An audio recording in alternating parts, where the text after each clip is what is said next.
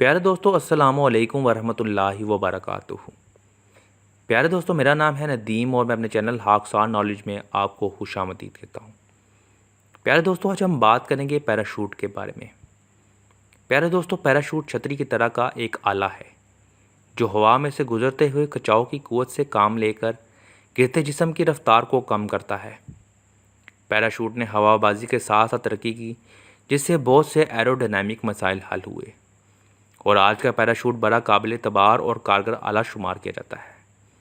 एक अच्छे पैराशूट को हल्का और कम फैलाव का हामिल होना चाहिए। लाजिम है कि ये उतरने की रफ्तार को मुनासिब हदूद में लाए और इस दौरान अपनी शक्ल और तवाज़ुन बरकरार रखे। पहले पैराशूट रेशम से बनाए गए, अब इस मकसद के लिए ज़्यादातर नायलॉन इस्तेमाल किया जाता है। ये खुलकर फूल जाता है। इसके किनारों पर से नीचे आती डोरियाँ इस्तेमाल करने वाले से बंधी होती हैं।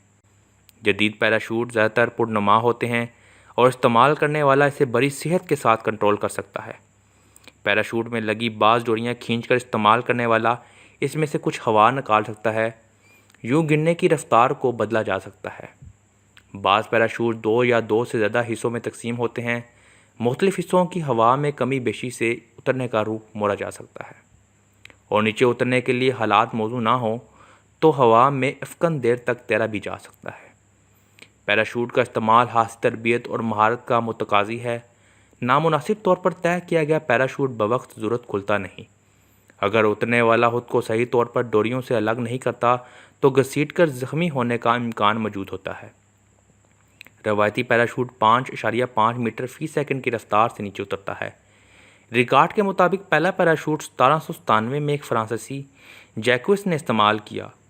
उसने पैराशूट की मदद से एक गुब्बारे पर सफ़र के दौरान 920 मीटर की बुलंदी से छलांग लगाई। प्यारे दोस्तों, पैराशूट के बारे में ये मालूमात आपको ज़रूर पसंद आई होंगी। अगर आपको ये वीडियो पसंद आई हो तो प्लीज़ मेरा चैनल सब्सक्राइब करें, लाइक करें और कमेंट करके बताएं कि आपको वीडियो कैसी लगी।